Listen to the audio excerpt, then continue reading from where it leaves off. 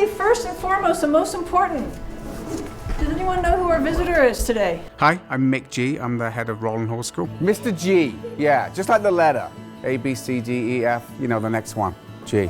I think it's 16 months ago I was, appointed, and to finally be in Salt Lake and finally be at the school is just exciting in and itself. And I think obviously the times have changed over the past few months, and I'm excited to take it on. I like purpose, in work, and there's plenty of that. Do seniors have a lounge or something? The special place, or what are they? I don't know where they go. What's your aspirational spot for next year?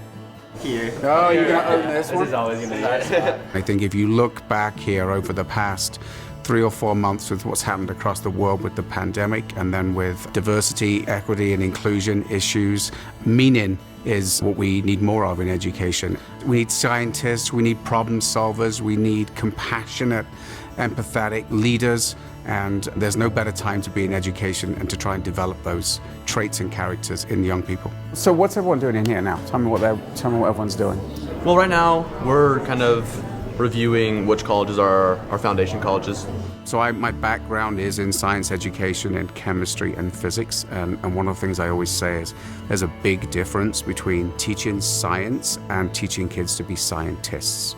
I first started teaching a course like that back in England, where students were involved in doing their own original research. Of course, they needed content knowledge to do that, but they chose a problem that they wanted to work on a scientific solution, and then they set about developing an experiment and testing that. I have some expertise, but I think what's exciting about that is students work with scientists in the field.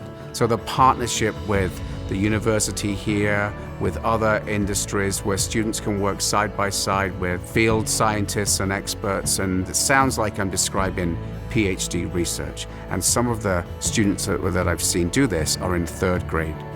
We used to think years ago that students in 3rd or 4th or 5th grade could only learn knowledge, they couldn't create knowledge. It's just not true.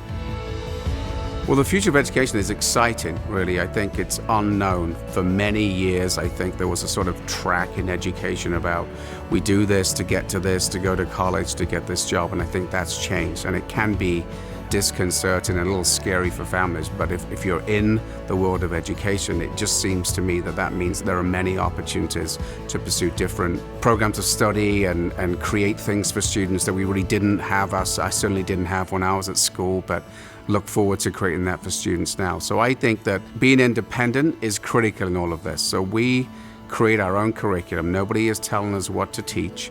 It is entirely up to us to teach what we think is going to best prepare students for the future.